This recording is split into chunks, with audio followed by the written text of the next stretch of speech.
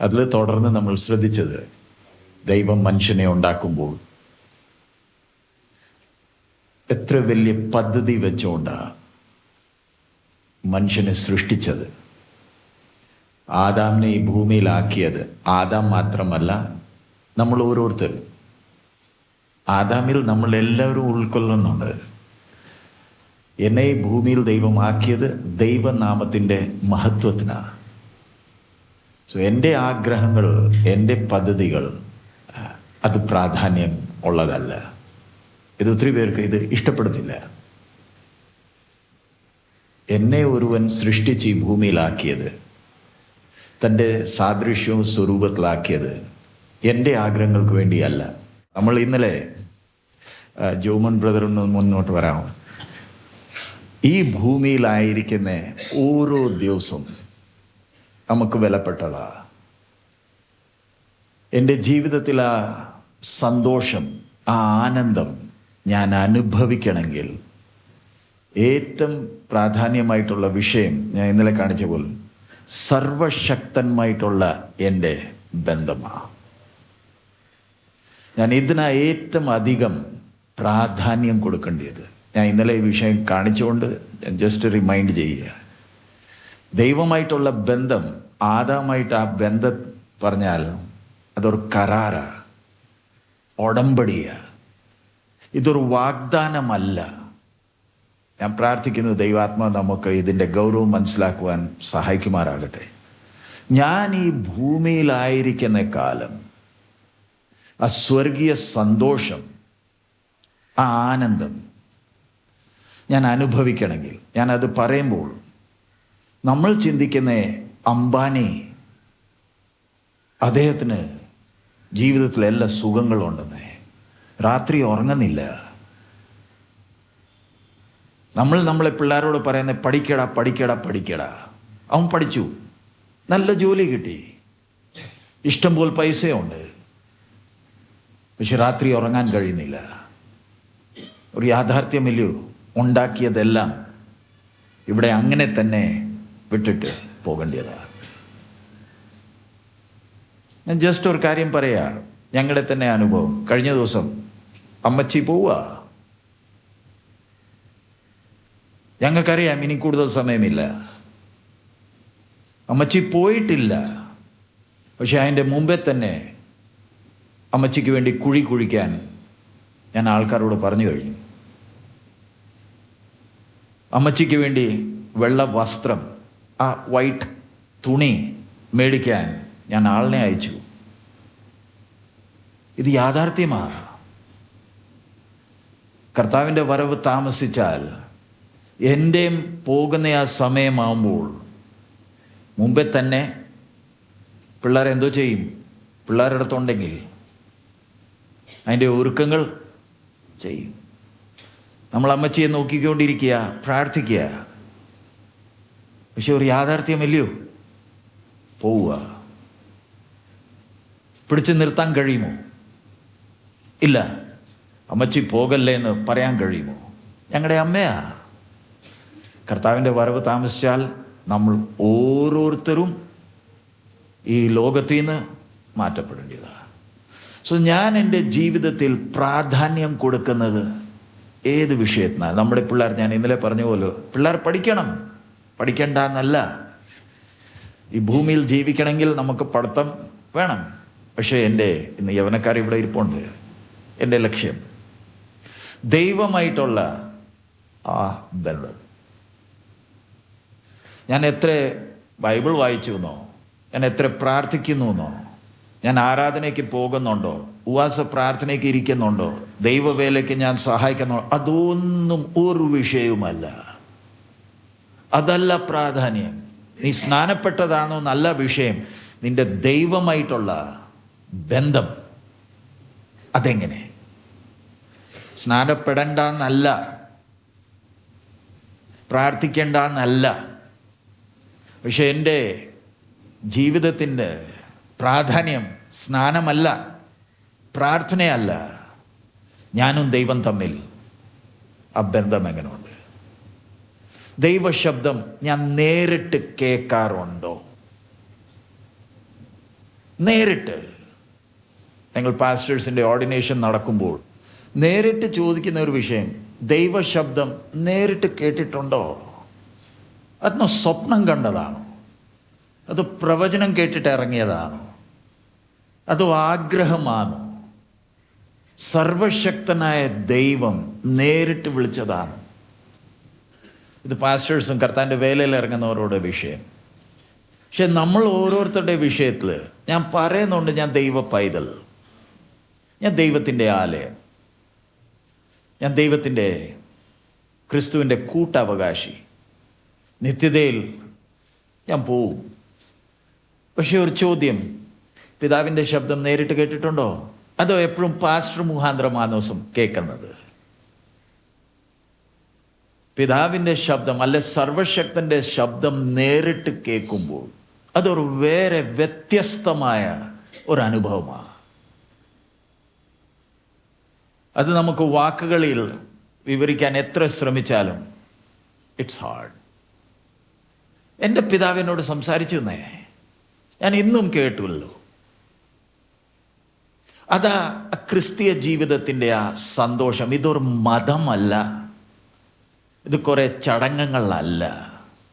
സർവശക്തനായ ദൈവമായിട്ടുള്ള ആ ബന്ധത്തിൽ ഒന്നിച്ച് നടക്കുക. ഞാനും എൻ്റെ പിതാവും, വേറെ ആരും ഒരു വിഷയമല്ല. എൻ്റെ പിതാവ് പറഞ്ഞാൽ ആര്? സകല സൃഷ്ടിയെ ഉണ്ടാക്കിയവൻ. സോ നമ്മൾ ഇന്നലെ ധ്യാനിച്ച വിഷയം, ഏദൻ തോട്ടത്തിൽ മനുഷ്യനെ സൃഷ്ടിച്ച് തൻ്റെ സാദൃശ്യവും സ്വരൂപത്തിൽ സൃഷ്ടിച്ച് അവിടെ ആക്കുന്നത് നിത്യതയ്ക്ക് വേണ്ടിയാ. ഈ ഭൂമിയിലുള്ള കുറച്ച് ദിവസത്തേക്ക് അല്ല. ഒന്ന് നിന്ന് ചിന്തിച്ചേ, നിത്യത പറഞ്ഞാൽ എന്ത്? ഇവിടെ നമുക്ക് സമയമുണ്ട്, നമ്മൾ സമയം നോക്കി ശീലിച്ചാണ് നമ്മൾ നടക്കുന്നത്. ഇപ്പം ഞാൻ കഴിഞ്ഞ ദിവസം ഉദാഹരണം പറയുന്നുണ്ടായിരുന്നു. ഡിക്സൺ ബ്രദറുടെ വീട്ടിൽ ഞാൻ വന്നു, ഞാനും എമിയും മോനും വന്നിട്ടുണ്ട്. ഡിക്സൺ ബ്രദർ സന്തോഷത്തോടെ വീട് വാതിൽ തുറന്നു തന്നു. കാരണം ഡിക്സൺ ബ്രദറിനെ അറിയാമല്ലോ, ഒരാഴ്ച കാണും, അത് കഴിഞ്ഞിട്ട് പോവും. ഞാൻ ജസ്റ്റ് ഒരു എക്സാമ്പിൾ പറയാം. പക്ഷെ ഞാൻ ആ വീട്ടിൽ ഞങ്ങൾ വന്നു കഴിഞ്ഞിട്ട് ഞങ്ങൾ പറയാം, ഡിക്സൺ ബ്രദർ ഒരു കാര്യം പറയാനുണ്ട്, ഞങ്ങൾ ഇനിയും തിരിച്ച് ഭോപ്പാലിൽ പോകുന്നില്ല, ഞങ്ങൾ ഇവിടെ തന്നെ. ഡിക്സൺ ബ്രദറുടെ വീട്ടിലായിരിക്കും ഇനിയും തൊട്ട് മരിക്കുന്നവരെ. ഇഷ്ടപ്പെടുമോ? ഞാനൊരു എക്സാമ്പിൾ ചോദിക്കുക. നമ്മൾ ഈ യോഗത്തിന് വന്നു, നമുക്കറിയാമല്ലോ 4 മണിയാകുമ്പോൾ ഈ മീറ്റിംഗ് കഴിയും. അഥവാ 4 മണിക്ക് മീറ്റിംഗ് കഴിഞ്ഞില്ലെങ്കിൽ, ഇത് രാത്രി മുഴുവനും തുടർന്നു വന്നെങ്കിൽ നമ്മൾ അടുത്ത പ്രാവശ്യം മീറ്റിങ്ങിന് വരുമോ? നമുക്ക് ഈ സമയം ഒരു ശീലമായി. നിത്യതയിൽ സമയമില്ല. ഒന്ന് ചിന്തിച്ചേ, നിത്യതയിൽ എന്തോ ഇല്ല, സമയമില്ല. ഞാൻ നിത്യ നരകത്തിൽ പോയാൽ 50,000 വർഷം അവിടെ ഞാനായി. 50 വർഷം, 50,000, 50,000 ഇയേഴ്സ് ഞാൻ നരകത്തിൽ. സാറേ, ഇതുവരെ തുടങ്ങിയിട്ടില്ലെന്നാ. സോ എന്നെ ദൈവം സൃഷ്ടിക്കുന്നത് ഈ 40, 50, 70 വർഷത്തിന് വേണ്ടിയല്ല. ആ നിത്യത വെച്ചുകൊണ്ടാണ് ദൈവം സൃഷ്ടിക്കുന്നത്. സോ സൃഷ്ടിക്കുമ്പോൾ മനസ്സാക്ഷിയിൽ എൻ്റെ പ്രമാണം ഞാൻ എഴുതിയിട്ടിട്ടുണ്ട്. കഴിഞ്ഞ പ്രാവശ്യം നമ്മൾ ശ്രദ്ധിച്ച വിഷയമാണ്.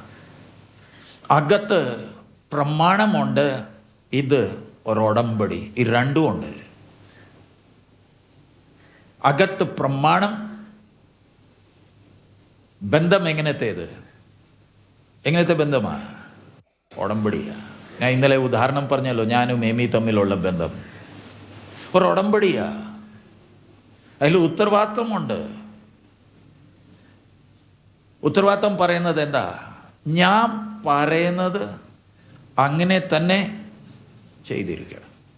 അനുസരണം പറഞ്ഞാൽ പൂർണ്ണ അനുസരണം. നമ്മൾ ഇന്നലെ ലാസ്റ്റിൽ ശ്രദ്ധിച്ച് വാക്യമുണ്ടല്ലോ, പ്രമാണത്തിൽ ഒരെണ്ണം തെറ്റിയാൽ,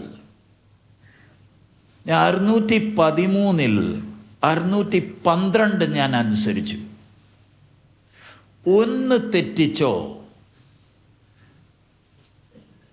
പ്രമാണം മുഴുവൻ എന്തോ ചെയ്തു? പറഞ്ഞേ, എൻ്റെ പ്രമാണം പൂർണ്ണമായി ഞാൻ പറയുന്ന പോലെ തന്നെ നിനക്ക് ചിന്തിക്കാനോ അവകാശം ഇല്ല. ഞാൻ പറയുന്ന പോലെ നീ അനുസരിച്ചാൽ നമുക്ക് തുടർന്ന് ഈ ബന്ധത്തിൽ പോകാം. ഏദൻ തോട്ടത്തിൽ മനുഷ്യനെ ആക്കി. ആദാമും ഹവ്വയ്ക്ക് നല്ലപോലെ അറിയാം ഈ ഉടമ്പടിയുടെ ഗൗരവം. അതുകൊണ്ടില്ലയോ സാത്താൻ വന്നപ്പം സ്പഷ്ടമായി സാത്താനോട് വിഷയങ്ങൾ പറഞ്ഞത്. പക്ഷെ നമ്മൾ ശ്രദ്ധിക്കേണ്ട ഒരു വിഷയം ഞാൻ പിന്നെയും പറയുന്നത്, ഒരു തെറ്റ് നമ്മൾ ലോകമനുഷ്യൻ നോക്കുമ്പോൾ വൃക്ഷത്തിൻ്റെ ഫലം തിന്നതേ ഉള്ളല്ലോ, അതിനെ ശപിക്കണോ? ഇതെങ്ങനത്തെ ദൈവം? ഒന്ന് ക്ഷമിച്ചാൽ മതിയല്ലോ. ഇലയുടെ ഒരു അങ്ങി ഉണ്ടാക്കി ഒളിച്ചിരിക്കുക. മോനെ, എന്താ പറ്റി? നീ ദൈവമില്ലയോ? നിനക്കൊരു തുറന്ന മനസ്സില്ലയോ വേണ്ടിയത്? നിനക്ക് മുമ്പേ തന്നെ അറിയാമല്ലോ ഇവൻ തെറ്റ് ചെയ്യും. ഒരവസരം ക്ഷമിക്ക്. ഇനി മേലാൽ ഞാൻ ആ തെറ്റ് ചെയ്യത്തില്ല. ഒന്ന് പറഞ്ഞാൽ മതിയല്ലോ. നമ്മൾ ചിന്തിക്കുന്നത് നമ്മുടെ കർത്താവ് ദീർഘക്ഷമയുള്ളവൻ.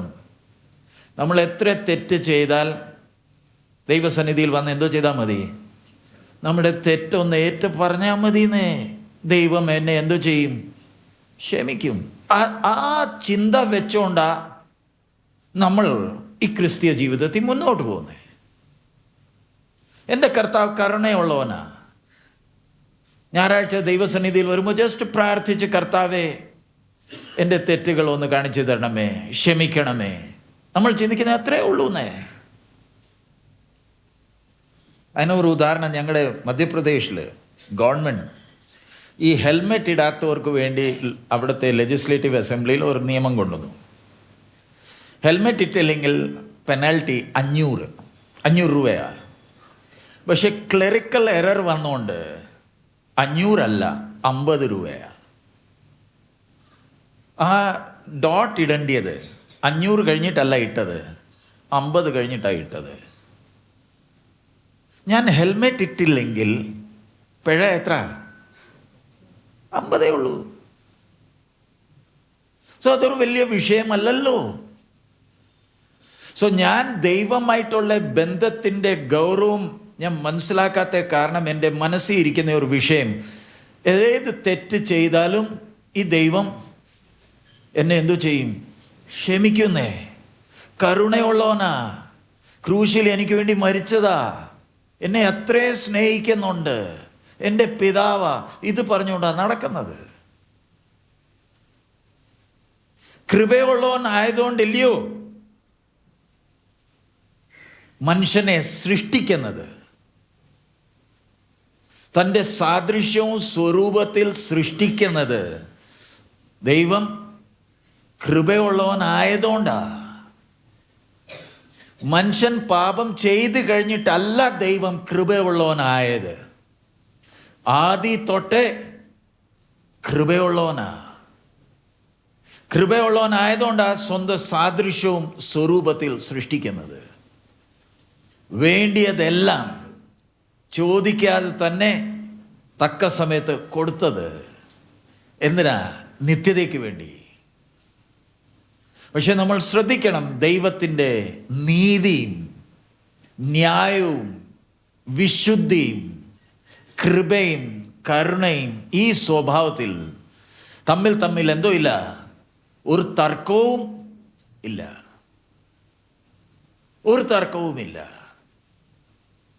ഞാൻ ഒത്തിരി പ്രാവശ്യം പറഞ്ഞ ഒരു ഉദാഹരണമാണ്. ഞാനിപ്പം ഡിക്സൺ ബ്രദറുടെ വീട്ടിൽ ഞങ്ങൾ താമസിക്കുന്നതുകൊണ്ട് ഞാൻ ബ്രദറുടെ എക്സാമ്പിൾ പറയുന്നു.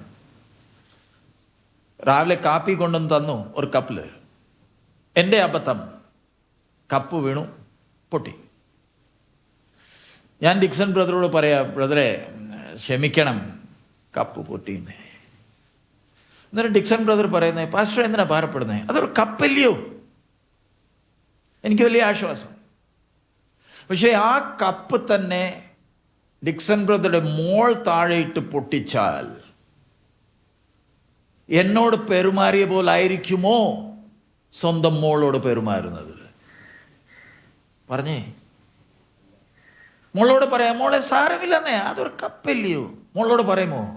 ഇല്ലല്ലോ. അതുകൊണ്ട് മനുഷ്യരിൽ നമുക്ക് ആശ്രയിക്കാൻ കഴിയത്തില്ല.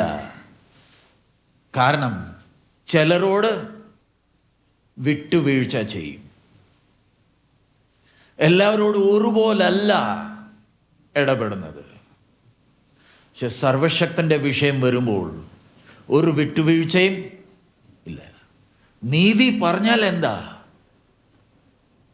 ഒരു വിട്ടുവീഴ്ചയും ഇല്ല. ഞാൻ ധ്യാനിക്കാൻ വേണ്ടി പറയുന്ന ഒരു വിഷയമാണ്. യോർദാൻ ആ നദിയിൽ, ഇത് യോഹന്നാൻ സ്നാപകനാണ്. ഞാൻ എക്സാമ്പിൾ പറയാ. ഞാൻ ക്രിസ്തു. പ്രമാണത്തിന് വേണ്ടി നിൽക്കുന്ന യോഹന്നാൻ പറയാ, നിനക്ക് സ്നാനപ്പെടേണ്ടിയേ ഒരാവശ്യവും ഇല്ല. സ്നാനപ്പെടുത്തുന്നവൻ പറയാ, നിനക്ക് സ്നാനപ്പെടേണ്ടി, ഞാനാ സ്നാനപ്പെടേണ്ടിയത്. അന്നേരവും പറയുന്നത് എന്താ? സകല ആ നീതി വാക്കിൻ്റെ അർത്ഥം, അതിൻ്റെ ഗൗരവം നമ്മൾ മനസ്സിലാക്കിയിട്ടുണ്ടോ? നമ്മുടെ ദൈവം നീതിമാൻ. അതാ ദൈവം. ഇനി ഞാൻ ഡിക്സൺ ബ്രദറോട് പറയാ, ബ്രദറെ എൻ്റെ ബ്രദറിൻ്റെ കപ്പ് പൊട്ടി. ബ്രദർ പറയാ, പാസ്റ്റർ എന്തിനാ ഭാരപ്പെടുന്നേ? ഒരു പുതിയ കപ്പ് മേടിച്ച് അങ്ങ് തന്നാൽ മതിയല്ലോ. എന്തിനാ ക്ഷമ ചോദിക്കുന്നേ? ഒരു പുതിയ കപ്പ് തന്നാൽ മതി. എനിക്കിഷ്ടപ്പെടുമോ? പറഞ്ഞാട്ട്, എനിക്കിഷ്ടപ്പെടുമോ? ഞാൻ ചോദിക്കുക. ഡിക്സൺ ബ്രദർ എന്നോട് പറയാ, പാസ്റ്റർ എന്തിനാ ഭാരപ്പെടുന്നേ? ഒരു പുതിയ കപ്പ് വാങ്ങിച്ചങ്ങ് വെച്ചാൽ മതി, അത് കഴിഞ്ഞിട്ട് ക്ഷമിക്കാന്നേ. എനിക്ക് ഇഷ്ടപ്പെടത്തില്ല. കാരണം എൻ്റെ ചിന്ത എന്താ? ശ്രദ്ധിക്കണം, ക്ഷമ എൻ്റെ അവകാശമാണ്. അതാ ഞാൻ ചിന്തിക്കുന്നേ.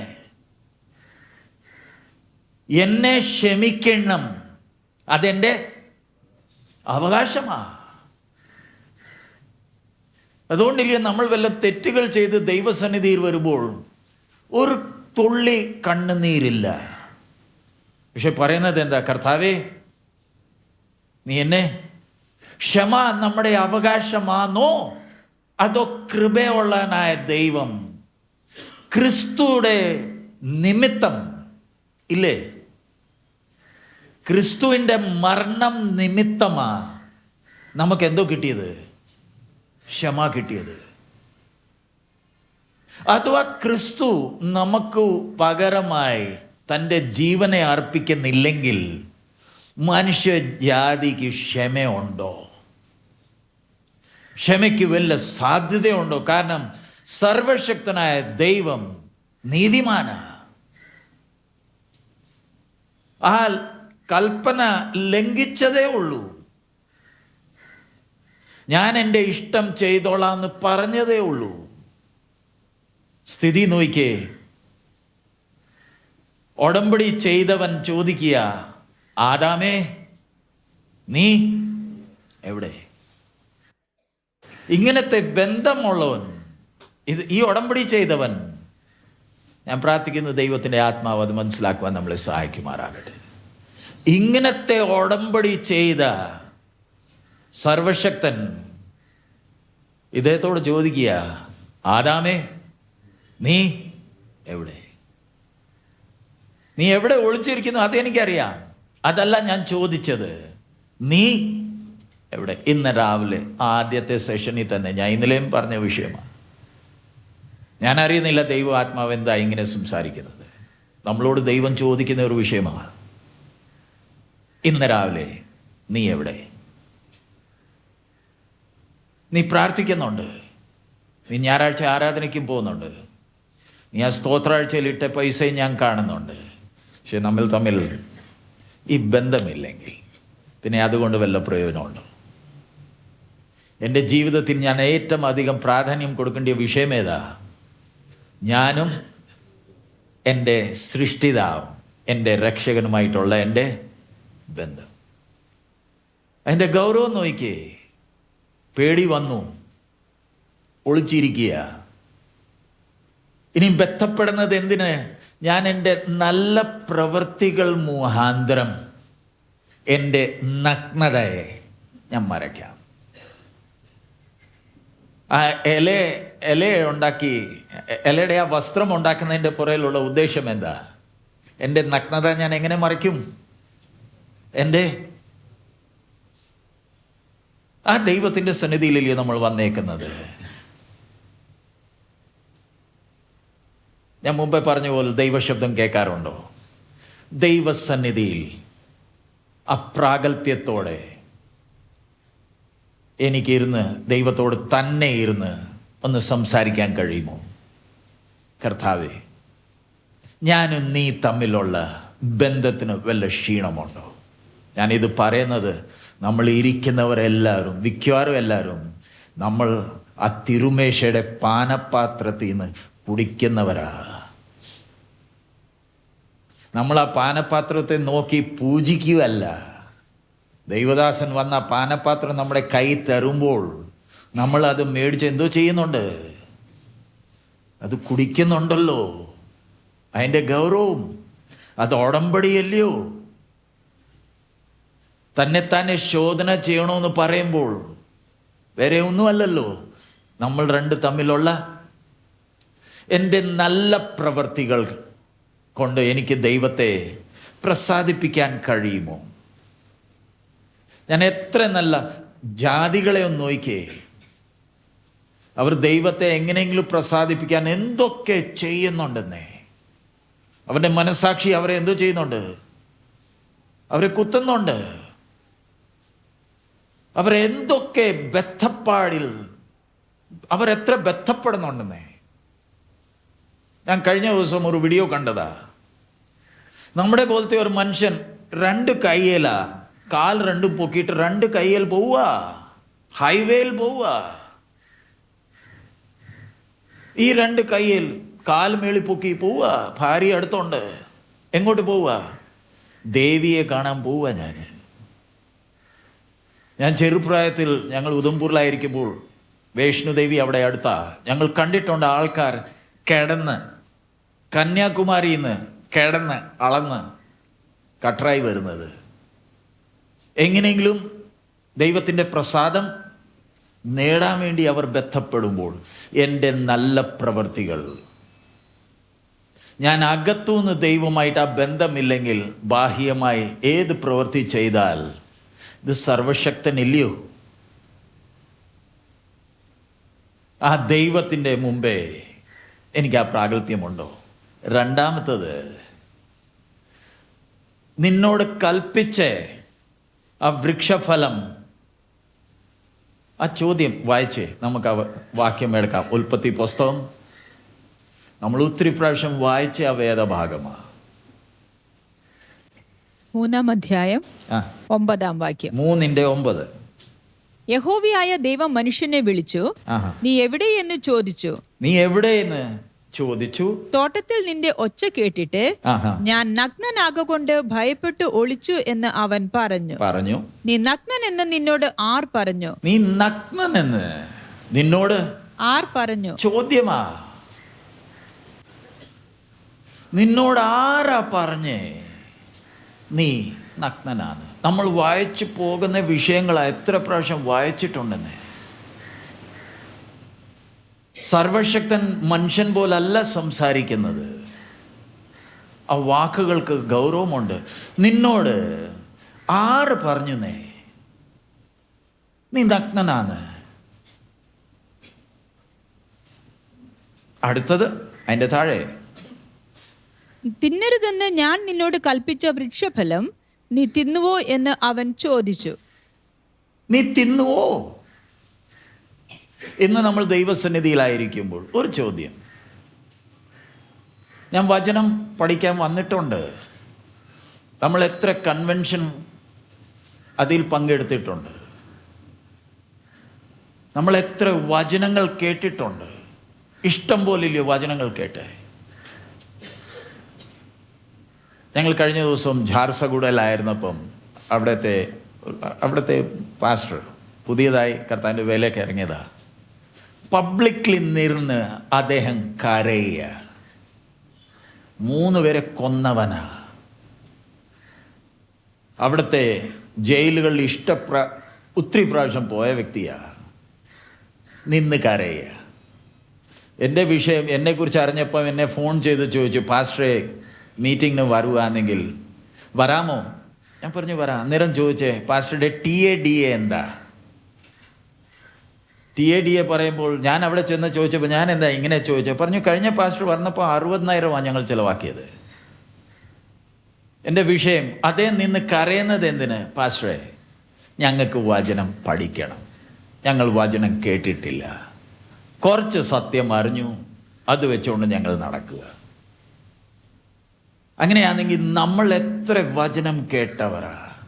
ഒരു ചോദ്യം, ദൈവത്തിൻ്റെ കൽപ്പന അങ്ങനെ തന്നെ അനുസരിച്ചോ? നമ്മൾ പറയുന്നുണ്ടായിരിക്കും, അതെ ഞാൻ സ്നാനപ്പെട്ടതാ. സ്നാനപ്പെട്ടത് എന്തിന്? അതൊരു കൽപ്പന മാത്രമാണോ? അതോ അതിൻ്റെ ആഴമായ അർത്ഥമുണ്ടോ? ഞാൻ വെള്ളത്തിൻ്റെ താഴെ അതിൻ്റെ അകത്ത് എന്തിനാ പോയത്? നിർബന്ധത്താലല്ലോ. വെള്ളത്തിൽ ഇറങ്ങുമ്പോൾ ദൈവദാസൻ നമ്മളോട് ചില ചോദ്യങ്ങൾ ചോദിച്ചല്ലോ. ദൈവത്തെയും ലോകത്തെയും സാത്താനെ സാക്ഷിയായി നിർത്തിയില്ലയോ നമ്മൾ ആ വെള്ളത്തിൽ നിന്നത്? ക്രിസ്തു എനിക്ക് വേണ്ടി മരിച്ചു, മരിച്ചവരിൽ നിന്ന് ഉയർത്തെഴുന്നേറ്റു, ഈ എല്ലാ കാര്യങ്ങളും നമ്മൾ പറഞ്ഞിട്ട് വെള്ളത്തിൻ്റെ താഴെ പോയത് എന്തിനാ? ഇനി ഞാൻ ജീവിക്കുകയാണെങ്കിൽ ക്രിസ്തുവിന് വേണ്ടി. നമ്മൾ മുമ്പേ മേശയിൽ തിരുമേശ വെച്ചിട്ടില്ല, പക്ഷെ ആ സർവശക്തൻ ഉണ്ടല്ലോ. തിരുമേശ അപ്പവും വീഞ്ഞ് കാണുമ്പോഴേ ഉള്ളോ എനിക്ക് ആ ബന്ധത്തിൻ്റെ ഗൗരവം? അതോ അപ്പം വീഞ്ഞില്ലെങ്കിൽ ഞാൻ ആ ബന്ധത്തെ എങ്ങനെയാണ് നോക്കുന്നത്? ഞാൻ അവൻ്റെ ആ കൽപ്പനകൾ അങ്ങനെ തന്നെ അനുസരിക്കുന്നുണ്ടോ? ആ കൽപ്പന പറയുമ്പോൾ നിന്റെ ദൈവത്തെ പൂർണ്ണ പറഞ്ഞാട്ടെ, കഴിഞ്ഞ പ്രാവശ്യം നമ്മൾ ധ്യാനിച്ചതാ അതല്ലയോ? ഇന്ന് രാവിലെ നമ്മൾ ദൈവസന്നിധിയിലായിരിക്കുമ്പോൾ നമ്മളെ തന്നെ ഒന്ന് ശോധന ചെയ്യാം.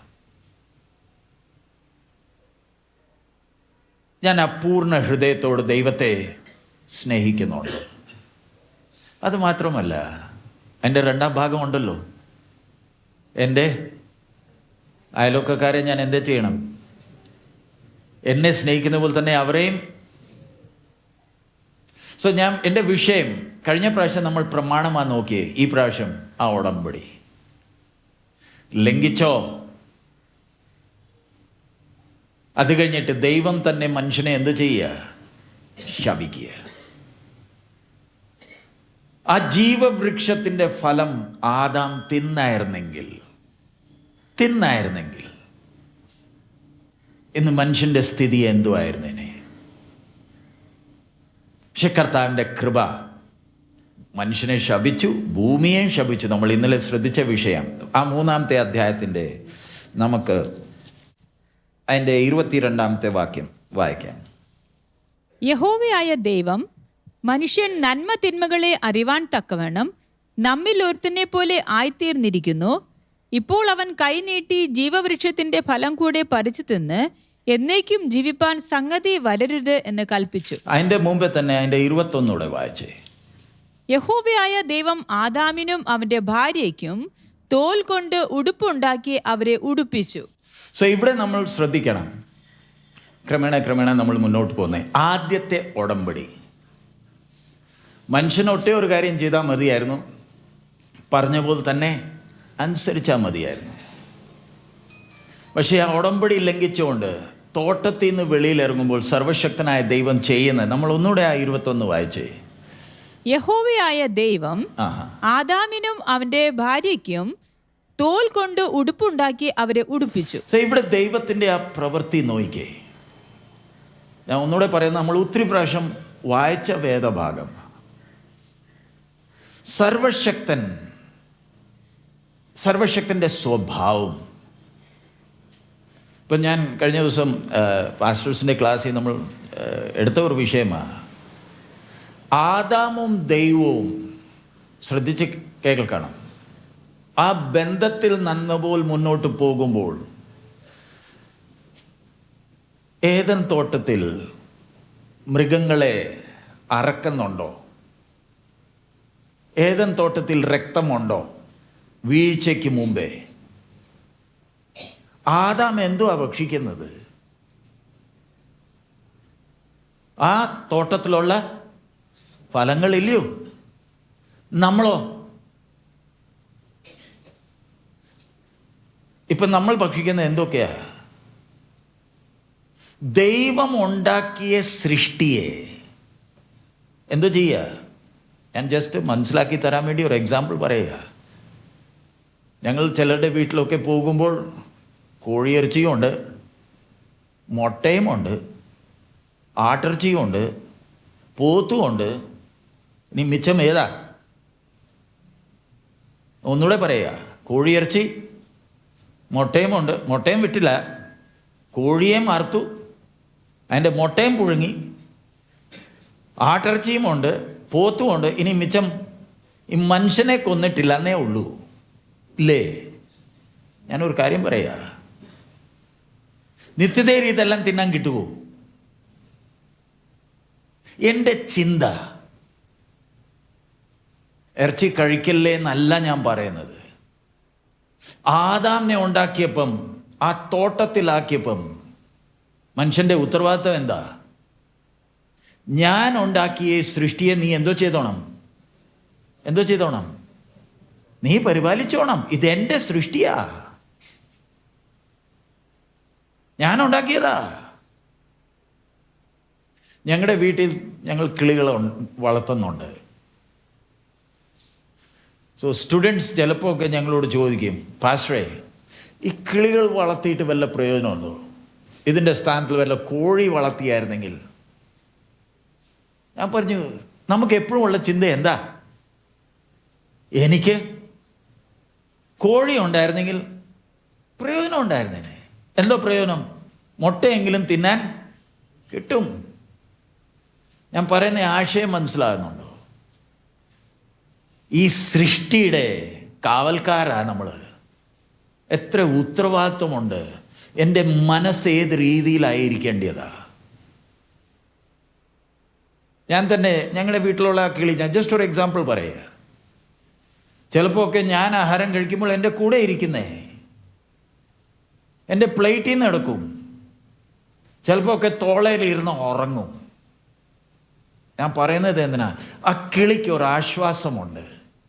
ഇവൻ എന്നെ എന്തോ ചെയ്തില്ല, ഉപദ്രവിക്കത്തില്ല, എന്നെ കൊല്ലത്തില്ല. പക്ഷെ ഞാൻ ആ കിളിയെ നോക്കുമ്പോൾ എങ്ങനെയാ നോക്കുന്നത്? നല്ല ഇറച്ചിയുണ്ടല്ലോ. ചിന്തിച്ചേ. എൻ്റെ വിഷയം ഞാൻ പിന്നെയും പറയുന്നത് ഇറച്ചി തിന്നുന്നതിൽ അല്ല, എൻ്റെ ചിന്തിക്കുന്ന രീതി. ഞാൻ സർവശക്തൻ്റെ ആരാ? പൈതലും ഈ ദൈവത്തിൻ്റെ അവകാശിയാണോ? എൻ്റെ നിലവാരം എങ്ങനത്തേതായിരിക്കണം? ദൈവം മനുഷ്യനെ ശപിച്ചിട്ട് അയക്കുകയല്ല. ആ ഒരു മൃഗത്തെ ദൈവം എന്തു ചെയ്യുക? ആ ദൃശ്യം ഒന്ന് നോക്കിയ, ഒരു മൃഗത്തെ ദൈവം അറക്കുക. ദൈവം ഉണ്ടാക്കിയ സൃഷ്ടിയെ ദൈവം തന്നെ തൻ്റെ കൈകൊണ്ട് എന്താ ചെയ്യുക? എത്ര വേദനയുണ്ടെന്നേ. നമ്മൾ കോഴിയെ അറക്കുമ്പോൾ നമുക്കൊരു വേദനയുമില്ല. നിങ്ങൾ കണ്ടിട്ടുണ്ടല്ലോ കോഴിയെ അറക്കുന്നത്, ജസ്റ്റ് കട്ട് ചെയ്ത് ഒരു ഡബയ്ക്കകത്ത് ഇടും. സൃഷ്ടിതാവ് അതിനെ അറക്കുമ്പോൾ സൃഷ്ടിതാവിന് വേദനയുണ്ടെന്നേ. അതൊരു കിളിയായിക്കോട്ടെ, ഒരു മൃഗമായിക്കോട്ടെ, അത് എൻ്റെ സൃഷ്ടിയാ, അത് സ്വയമേ വന്നതല്ല. വിഷയം, ആ മൃഗത്തെ അറുത്ത് അതിൻ്റെ തോലെടുത്ത് തോൽ ഉരിച്ച് ആരെ ധരിപ്പിക്കുക? ആദാമിനെ. അതൊരു യാഗം അർപ്പിക്കുകയല്ല, ആ മൃഗത്തിൻ്റെ തോൽ ദൈവം അതിൽ നിന്ന് മാറ്റി മനുഷ്യനെ ഇടിപ്പിക്കുക. അതിൻ്റെ അർത്ഥം, മനുഷ്യ, ഇനി നീ ഞാനുമായിട്ട് എന്തെങ്കിലും ബന്ധം വേണമെങ്കിൽ നിന്റെ നല്ല പ്രവൃത്തികൾ കൊണ്ട് ഇനിയും കാര്യം നടക്കത്തില്ല. ഇനിയും കാര്യം നടക്കത്തില്ല. ഉടമ്പടി എന്തോ ചെയ്തു? ലംഘിച്ചു എന്നേ. നമ്മൾ നല്ലപോലെ മനസ്സിലാക്കി. ഞാൻ ദൈവമായിട്ട് ആ അനുസരണമില്ലെങ്കിൽ സംഭവിക്കുന്ന അപകടം നമ്മൾ ഓരോരുത്തരും മനസ്സിലാക്കിക്കോണം. ദൈവത്തിന് എന്തോ ഇല്ല, വിട്ടുവീഴ്ച ഇല്ല. നമ്മൾ ഇന്നലെ വായിച്ച ആ യാക്കോബ് 2 ഒന്നുകൂടെ നമുക്ക് വായിക്കാം. വായിച്ച ഭാഗമാണ് ജെയിംസ് 2:10. ഒരുത്തൻ ന്യായപ്രമാണം മുഴുവനും അനുസരിച്ചു നടന്നിട്ടും ഒന്നിൽ തെറ്റിയാൽ അവൻ സകലത്തിനും കുറ്റക്കാരനായി തീർന്നു. സകലത്തിനും. ഞാൻ എല്ലാം അനുസരിച്ചു, പക്ഷെ സകലത്തിനും ഞാൻ എന്തുവായി? ഒരെണ്ണം ലംഘിച്ചതേ ഉള്ളൂ. രണ്ടാമത്തെ ആവർത്തന പുസ്തകം 27:26, ഡ്യൂട്രോണമി 27:26, ഡ്യൂട്രോണമി 27:26, 27:26. ഈ ന്യായപ്രമാണത്തിലെ വചനങ്ങൾ പ്രമാണമാക്കി അനുസരിച്ച് നടക്കാത്തവൻ ശപിക്കപ്പെട്ടവൻ. ജനമെല്ലാം ആമേൻ എന്ന് പറയണം. ഒന്നുകൂടെ വായിച്ചേ.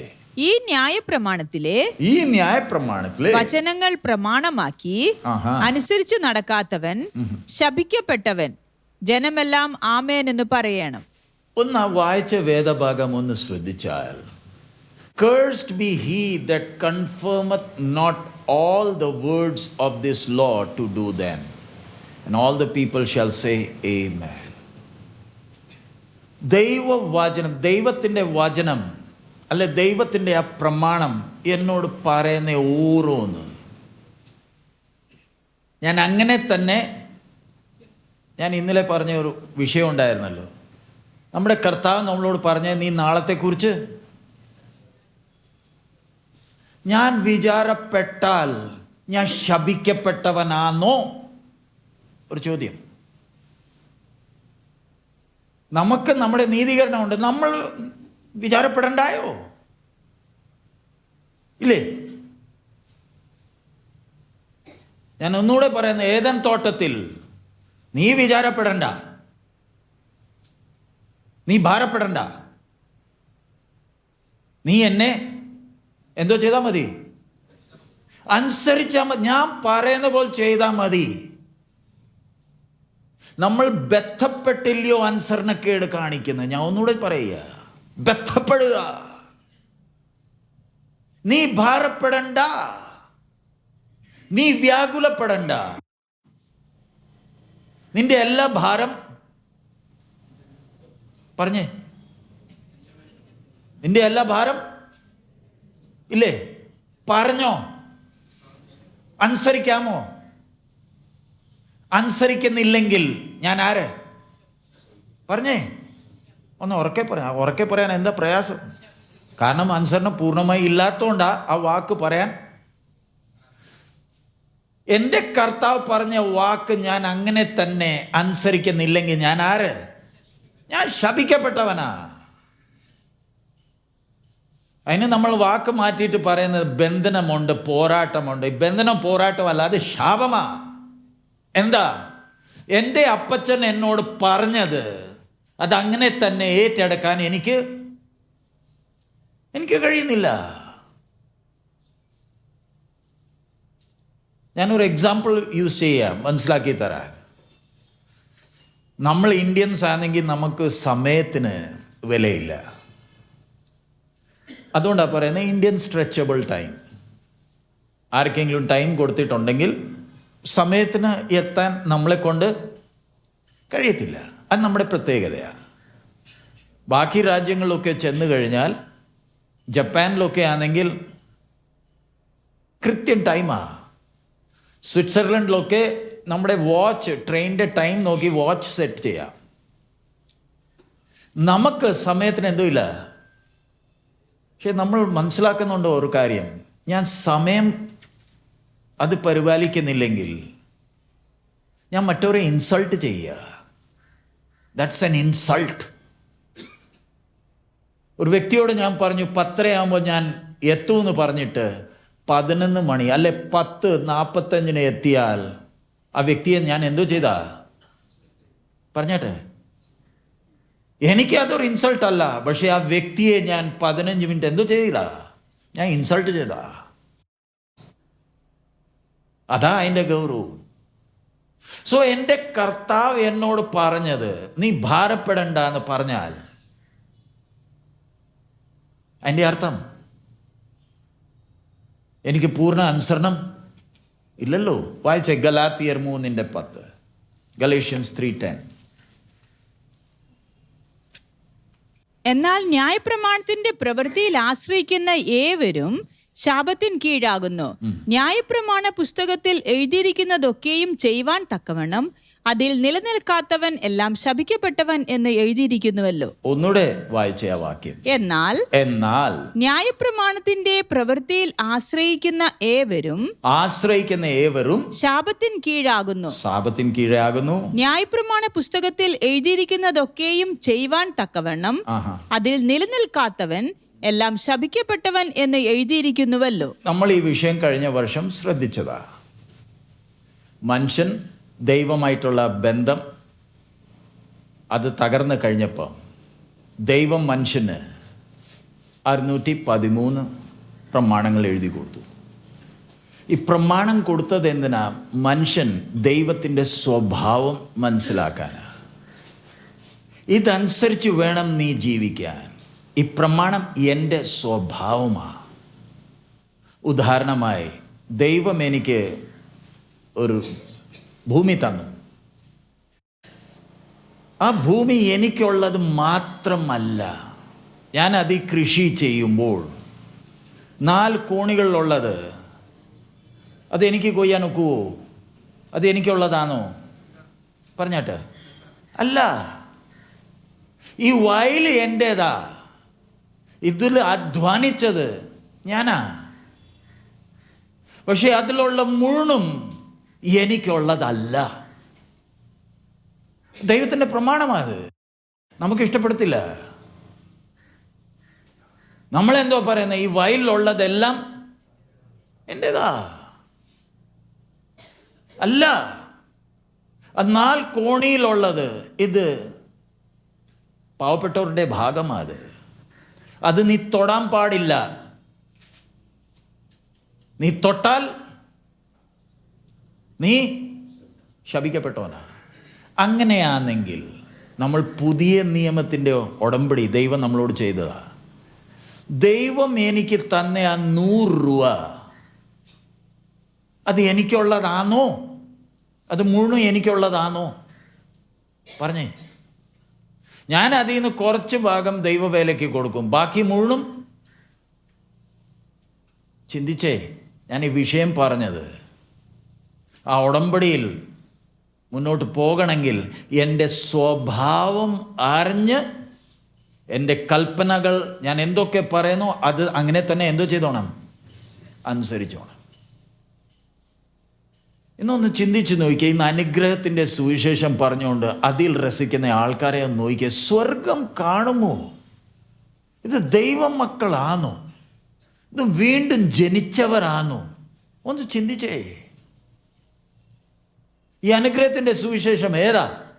ഇപ്പോൾ എൻ്റെ മോൻ സാം ഇവിടെ ഇരിപ്പുണ്ട്. അവൻ്റെ അടുത്ത് പാസ്റ്റർ വന്ന് പറയാ, മോനെ നിന്റെ പപ്പായെ നീ പ്രസാദിപ്പിച്ചാൽ നിന്റെ പപ്പ നിനക്ക് നിന്റെ ആഗ്രഹങ്ങൾ സാധിപ്പിച്ച് തരും. ഈ വ്യക്തി എൻ്റെ മകനോട് പറയാ. അനുഗ്രഹത്തിൻ്റെ സുവിശേഷം എന്തുവാ? ഞാൻ അനുഗ്രഹത്തിനെ കുറിച്ച് ഭാരപ്പെടേണ്ട ഒരാവശ്യവും ഇല്ലല്ലോ. ദൈവത്തിൻ്റെ സ്വഭാവം നല്ലപോലെ മനസ്സിലാക്കി ദൈവത്തിൻ്റെ കൽപ്പന അനുസരിച്ചാൽ മതിയല്ലോ. ക്രിസ്തീയ ജീവിതത്തിൻ്റെ ആനന്ദം നമ്മൾ അനുഭവിക്കുമോ? പറഞ്ഞാട്ടെ. ഈ 100 രൂപ ദൈവം എനിക്ക് തന്നത് ഇത് മുഴുവൻ എനിക്കുള്ളതല്ല. ഞാൻ അധ്വാനിച്ചതാണെങ്കിലും ഇത് എനിക്കുള്ളതല്ല മുഴുവനും. ദൈവത്തിൻ്റെ പ്രമാണമാണ് അത്. പക്ഷെ ഞാൻ അതിൽ എന്തോ ചെയ്യുന്നേ, ഇതിൽ നിന്നും 10 രൂപ ദൈവത്തിന് കൊടുത്തിട്ട് പറയുന്നേ, എനിക്ക് ഞാൻ തന്നത് എന്തിനാ? കുലുക്കി പറഞ്ഞാട്ടെ, വാക്കുകളുണ്ടല്ലോ. ഇനിയും കിട്ടാനായി ഇത് കൊടുത്തത്.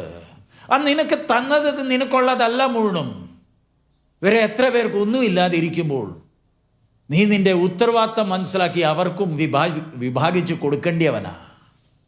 അതാ ദൈവത്തിൻ്റെ സ്വഭാവം.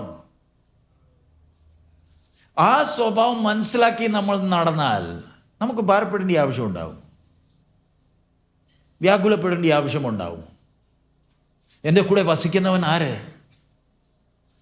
സർവശക്തനായ ദൈവമില്ലയോ? നമ്മൾ തുടർന്ന് ഇനിയും മുന്നോട്ട് ധ്യാനിക്കുന്നതിന് മുമ്പേ നമ്മുടെ കണ്ണുകൾ അടയ്ക്കാം. നമ്മളെ തന്നെ ഒന്ന് ശോധന ചെയ്യാം. നോട്ട്ബുക്കിൽ എഴുതിയിട്ട് കാര്യമില്ല. നമ്മൾ കേൾക്കുന്ന വചനം, ഞാൻ ഇന്നലെയും പറഞ്ഞ പോലെ ദൈവവചനം തന്നെ ആണോ?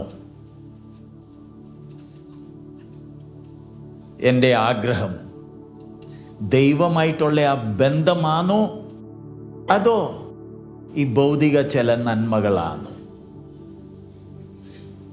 ഹല്ലേലൂയ. നമ്മുടെ ജീവിതത്തെ ഒന്ന് ശോധന ചെയ്യാം. ഞാൻ ആരാധിക്കാനല്ല ഇപ്പം പറയുന്നത്. എൻ്റെ നടപ്പ്, എൻ്റെ ഓരോ പ്രവൃത്തികൾ എന്തുവാ വെളിപ്പെടുത്തുന്നത്? എന്നെ എത്ര പേർ ശ്രദ്ധിക്കുന്നുണ്ട്? ഞാൻ അവരുടെ മുമ്പേ ഏത് മാതൃകയാണ് കാണിക്കുന്നത്? ഞായറാഴ്ച ഞാൻ ആരാധനയ്ക്ക് പോകുന്നുണ്ടല്ലോ. മറ്റവരെ വിട്. നമ്മുടെ മക്കൾ, എൻ്റെ മക്കൾ എന്നെ ശ്രദ്ധിക്കുന്നുണ്ടോ? എൻ്റെ ഭവനത്തിൻ്റെ അകത്തുള്ള എൻ്റെ ഭർത്താവ്, എൻ്റെ ഭാര്യ, എൻ്റെ മക്കൾ, അവരുടെ മുമ്പേ ഞാൻ കാണിക്കുന്ന മാതൃക ഏത്? ഹല്ലേലൂയ.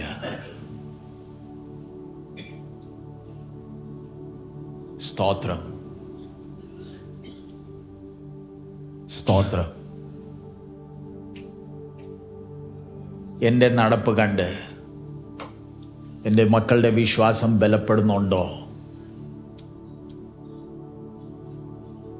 വീട്ടിൽ പ്രാർത്ഥനയുണ്ട്, പക്ഷേ എൻ്റെ പ്രവൃത്തികൾ,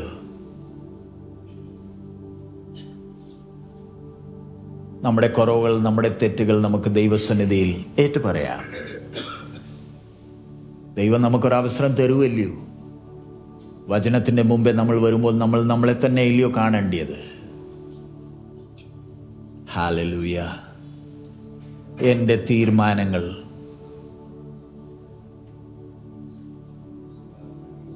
ഇന്ന് മക്കൾ എൻ്റെ വീട്ടിലുണ്ട്. നാളെ അവർ ജോലിയുമായി ബന്ധപ്പെട്ട് അവർ ചിലപ്പോൾ ദൂരദേശങ്ങളിലായിരിക്കും. പക്ഷെ എൻ്റെ ജീവിതം കണ്ടില്ലയോ അവർ വിശ്വാസത്തിൽ നടക്കാൻ പഠിക്കേണ്ടത്, ദൈവത്തിൽ ആശ്രയിക്കാൻ പഠിക്കേണ്ടത്. ഹല്ലേലൂയ. നമ്മൾ മക്കളെ സ്കൂളിൽ അയക്കുന്നുണ്ട്, പക്ഷെ അതിനെക്കാട്ടും പ്രാധാന്യം, സ്കൂളിലെ പഠിത്തത്തെക്കാട്ടും പ്രാധാന്യം എൻ്റെ ഭവനത്തിൻ്റെ അകത്ത് ഞാൻ കാണിച്ചു കൊടുക്കുന്ന ആ മാതൃക. ഹല്ലേലൂയ. നമ്മുടെ ജീവിതത്തെ ക്രമപ്പെടുത്തേണ്ടതല്ലയോ? നമ്മൾ മറ്റോരെ എന്തിനാ നോക്കുന്നത്? ഞാൻ എന്നെ തന്നെ നോക്കേണ്ടതല്ലയോ? ദൈവമായിട്ടുള്ള എൻ്റെ ആ ബന്ധം. ഹല്ലേലൂയ. നമുക്ക് തെറ്റുകൾ മനസ്സിലായെങ്കിൽ ദൈവസന്നിധിയിൽ നമുക്ക് ഒന്ന് ഏറ്റു പറയാം. കർത്താവേ, ഇനിയും തൊട്ട് നീയുമായിട്ടുള്ള ഈ ബന്ധത്തിന് പ്രാധാന്യം കൊടുത്തോണ്ട് എന്നെ കാണുന്നവൻ ആരായിക്കോട്ടെ. നമ്മളിൽ ചിലരുടെ വീടുകളിൽ ഭർത്താക്കന്മാർ വിശ്വാസത്തിൽ വന്നിട്ടില്ല, ചിലരുടെ ഭാര്യമാർ വിശ്വാസത്തിൽ വന്നിട്ടില്ല, ചിലരുടെ മക്കൾ വിശ്വാസത്തിലല്ല. നമ്മൾ അവർക്ക് വേണ്ടി പ്രാർത്ഥിക്കുന്നുണ്ട്. നമ്മൾ പ്രാർത്ഥിക്കണം. പക്ഷെ അതിൻ്റെ ഉപരിയായി ഞാനും ദൈവമായിട്ടുള്ള ബന്ധം, ഹല്ലേലൂയ, അതിൻ്റെ വ്യത്യാസം ഭവനത്തിൽ തീർച്ചയായിട്ടും കാണും. ഹല്ലേലൂയ. ഞാൻ ദൈവസന്നിധിയിൽ തന്നെ ഇരുന്ന് ദൈവത്തോട് സംസാരിക്കുന്നുണ്ട്, ദൈവത്തെ ആരാധിക്കുന്നുണ്ട്. ദൈവവചനം അങ്ങനെ തന്നെ അനുസരിച്ച് നടക്കുവാൻ ദൈവാത്മാവിൻ്റെ സഹായത്തോടെ മുന്നോട്ട് നടക്കുവാൻ ഞാൻ ആഗ്രഹിക്കുന്നുണ്ട്. Hallelujah, hallelujah. നമുക്ക് വേറെ ഒന്നും ഭാരപ്പെടേണ്ട ആവശ്യമില്ല. ഈ ബന്ധത്തിന് സർവശക്തനായ ദൈവം ആ മൃഗത്തിൻ്റെ തോലുരിച്ച്, ആദാമേ, നിന്റെ നല്ല പ്രവൃത്തികളാൽ നിനക്ക് ഇനി എൻ്റെ കൂടെ നടക്കാൻ കഴിയത്തില്ല. നീ നഗ്നനാണ്, നീ തന്നെ സമ്മതിച്ചല്ലോ. നിന്റെ പ്രവൃത്തികൾ മുഖാന്തരം ആ നഗ്നത മറയ്ക്കാൻ നിനക്ക് കഴിയത്തില്ല. വേറെ ഒരുത്തൻ്റെ നീതിയുടെ വസ്ത്രം മാത്രമേ നിന്റെ നഗ്നതയെ മറയ്ക്കത്തുള്ളൂ. നമ്മൾ ഇന്ന് ദൈവസന്നിധിയിലായിരിക്കുന്നത് ക്രിസ്തുവിൻ്റെ നീതിയുടെ വസ്ത്രം ധരിച്ചുകൊണ്ടില്ലയോ? നമ്മുടെ നല്ല പ്രവൃത്തികൾ മുഖാന്തരം നീതീകരണമില്ലല്ലോ. ഹല്ലേലൂയ,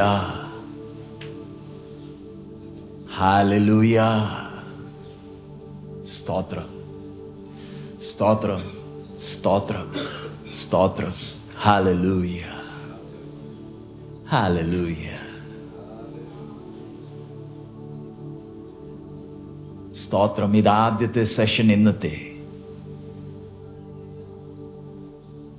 പൂർണ്ണാനുസരണം,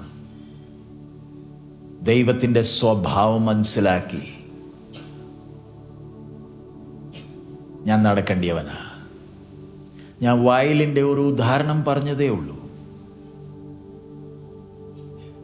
നമ്മുടെ ജീവിതം നോക്കിയാൽ എനിക്ക് കിട്ടിയ വരുമാനം, എൻ്റെ പൈസ, അത് എൻ്റേതാണോ? മുഴുവനും. ഹല്ലേലൂയ. നമുക്ക് വേണ്ടിയതിൻ്റെ അപ്പുറം ദൈവം നമ്മുടെ കയ്യിൽ തന്നിട്ടുണ്ടല്ലോ. ദൈവത്തിന് നമ്മുടെ പൈസ വേണ്ട. ഹല്ലേലൂയ. ദൈവത്തെ പൈസ കൊടുത്ത് നമുക്ക് പ്രസാദിപ്പിക്കാൻ കഴിയത്തില്ല. നമ്മൾ സന്തോഷത്തോടെ ദൈവവേലയ്ക്ക് കൊടുക്കും. പക്ഷെ ദൈവമായ നമ്മുടെ പിതാവുമായിട്ടുള്ള ബന്ധം ഈ പൈസയല്ലല്ലോ. എൻ്റെ ചിന്തിക്കുന്ന രീതി, ഞാൻ ഇന്നലെയും പറഞ്ഞ വാക്ക്, എൻ്റെ നടപ്പ് മറ്റവരെ ക്രിസ്തുവിലേക്ക് ആകർഷിക്കുന്നുണ്ടോ? Hallelujah, hallelujah. എന്നെ കാണുന്നവൻ ക്രിസ്തുവിനെ കാണുന്നുണ്ടോ? ഹല്ലേലൂയ.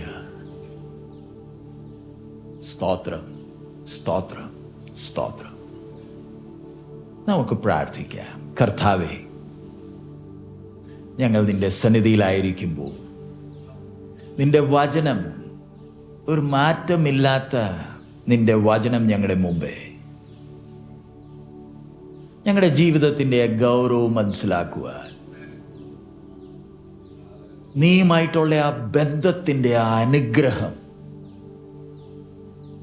മനസ്സിലാക്കുവാൻ ഞങ്ങളെ സഹായിക്കണമേ. ഞങ്ങളുടെ തെറ്റുകൾ ഞങ്ങളുടെ അബദ്ധങ്ങൾ കർത്താവെ നീ കാണിച്ചു തരണമേ. നോട്ട്ബുക്കിൽ എഴുതാനല്ല, ഞങ്ങളുടെ ജീവിതം ക്രമപ്പെടുത്തുവാൻ. ഹല്ലേലൂയ. നീ ഞങ്ങളെ സഹായിക്കണമേ. തുടർന്നും ഞങ്ങളോട് സംസാരിക്കണമേ. എല്ലാ മാനമഹത്വം നിനക്കായി അർപ്പിക്കുന്നു പിതാവേ, യേശുവിൻ നാമത്തിൽ തന്നെ. ആമേൻ.